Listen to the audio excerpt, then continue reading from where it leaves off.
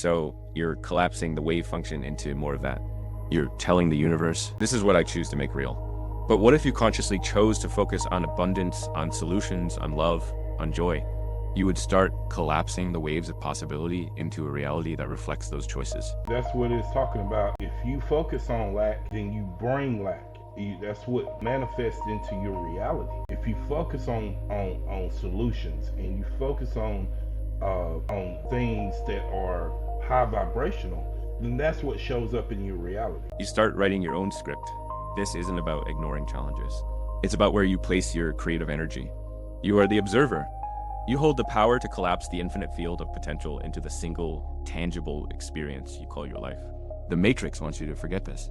It wants you to feel small so that it can stay in control, but you're not small. You are the consciousness that gives form to the formless. The next time you feel like life is just happening to you, remember the wave function collapse. Take a deep breath and realize that you are the observer.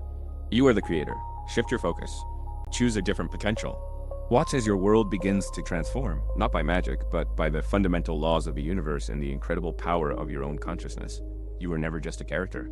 You have always been the author.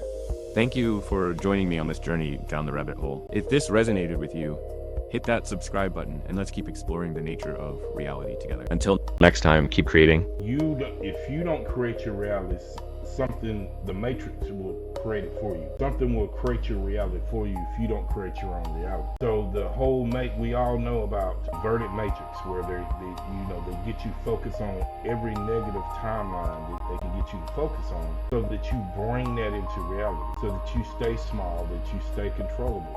So you have to raise your consciousness and raise your mind to be able to break out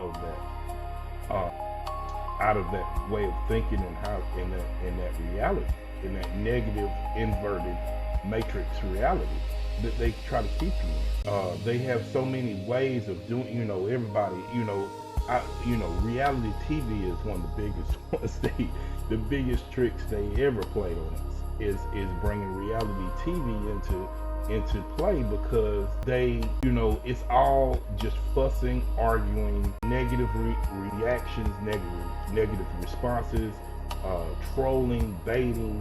All of that stuff brings us, lowers our vibration so low and brings us into such a negative reality. So when they started pushing that years ago, I knew something was wrong then. I was like, man, what is really going on? When I grew up as a child, our programming was a little bit different.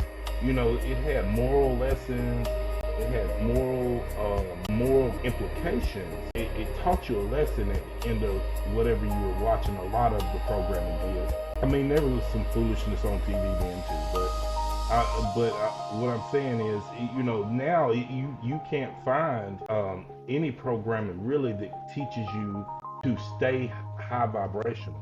And how do you stay high vibrational? That's the way you do that is you have to have a moral compass. You have to have some morality about yourself. You have to say, this is wrong, this is right, this is what I choose to live by.